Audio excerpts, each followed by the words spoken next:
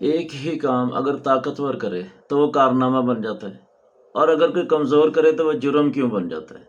یہ سادہ سا سوال ہے، صحیح، اور اس کا جواب ہم تلاش کرتے ہیں۔ کام ایک ہوتا ہے، مگر اسے دیکھنے کا چشمہ اگر بدل جائے تو مطلب بھی بدل جاتا ہے۔ مثال کے طور پر، اگر ایک طاقتور سلطنت ہے، وہ جنگ کرتی ہے تو اسے کیا کہتے ہیں؟ استحکام قائم کیا گیا ہے۔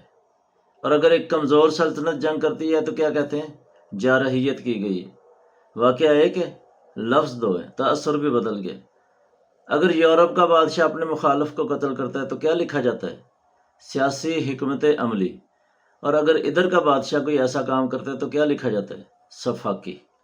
عمل ایک ہے، عنوان دو ہے۔ اگر وہ نئی زمینوں میں جاتے ہیں تو کیا کہتے ہیں؟ دریافت۔ اور اگر ہم جاتے ہیں تو کیا کہا جاتا ہے؟ قبضہ۔ اگر ان کے محقق اپنی تہذیب کی تعریف کریں تو کیا کہتے ہیں؟ علمی تحقیق۔ اور اگر ہم اپنی تاریخ بیان کریں تو کیا کہا جاتا ہے؟ تعصب۔ تو یہ فرق صرف ویڈیو کلپوں تک نہیں رہتا ہے، یہ ذہنوں میں بیٹھ جاتا ہے۔ پھر ایک بچہ بڑا ہوتا ہے، وہ اپنے بارے میں پڑھتا ہے، اپنے بارے میں سنتا ہے، تو اسے کیا ہوتا ہے؟ احتیاط محسوس ہوتی ہے، معذرت محسوس ہوتی ہے۔ اور ایک دوسرا بچہ بڑا ہوتا ہے، وہ بھی اپنے بارے میں پڑھتا ہے، اپنے بارے میں سنتا ہے، تو اسے اعتماد محسوس ہوتا ہے۔ اور یہ فرق جو ہے پھر لہجوں میں بھی آ جاتا ہے۔ ایک بچہ اپنی غلطی بھی فخر سے بیان کرتا ہے، اور دوسرا اپنی خوبی کے لیے بھی وضاحتیں تلاش کرتا ہے۔ علامہ اقبال نے بہت پہلے یہ محسوس کیا تھا۔ انہوں نے کیا کہا تھا بھلا؟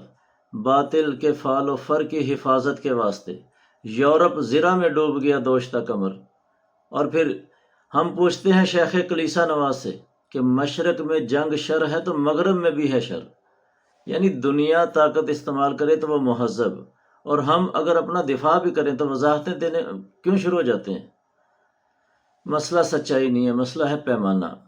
اگر ایک اصول ہے تو فیصلہ بھی ایک ہونا چاہیے۔ تو یہاں پر ایک اور بات واضح کر لیں کہ مقصد یہ نہیں ہے کہ ہم خود کو معصوم ثابت کریں، مگر سوال یہ ہے کہ کیا ہم نے خود کو صرف اپنی غلطیوں سے پہچاننا شروع کر دیا؟ تاریخ کا انصاف تب ہوتا ہے جب ایک ہی پیمانہ سب پر لگے۔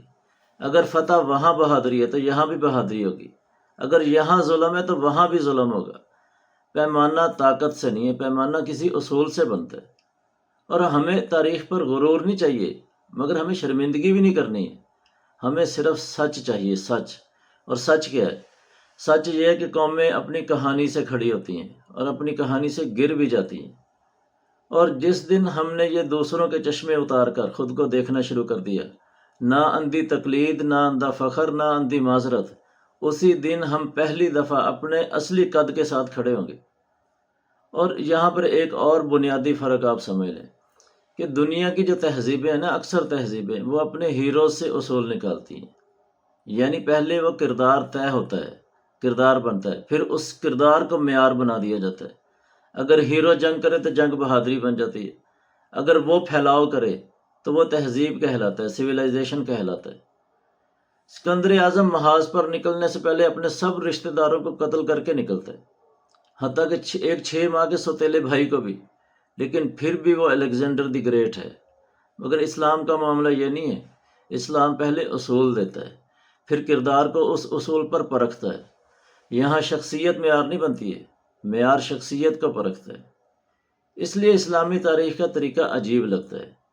اگر حکمران انصاف کرے تو قابل تعریف ہے، اگر وہ ظلم کرے تو وہی تاریخ اسے تنقید کا نشانہ بھی بناتی ہے۔ یعنی کردار گر سکتا ہے اس کے اندر، مگر اصول نہیں گرتا ہے۔ تو یہی وجہ ہے کہ ہماری تاریخ صرف فتوحات کی داستان نہیں ہے، یہ محاسبے کی داستان بھی ہے۔ اور شاید اسی لیے ہم کبھی الجھ بھی جاتے ہیں، کیونکہ ہم اپنی تاریخ کو دوسری قوموں کے طریقے سے پڑھنا شروع کر دیتے ہیں، جبکہ اسلام اسے اصولوں کے طریقے سے دیکھتا ہے۔ اس کا طریقہ مختلف ہے۔ اگر اصول بچ گئے تو غلطیاں بھی سبق بن جاتی ہیں اور بنتی ہیں، اور اگر اصول کھو جاتے ہیں تو یہ فتوحات بھی کرداروں کو انسان نہیں بناتی ہیں۔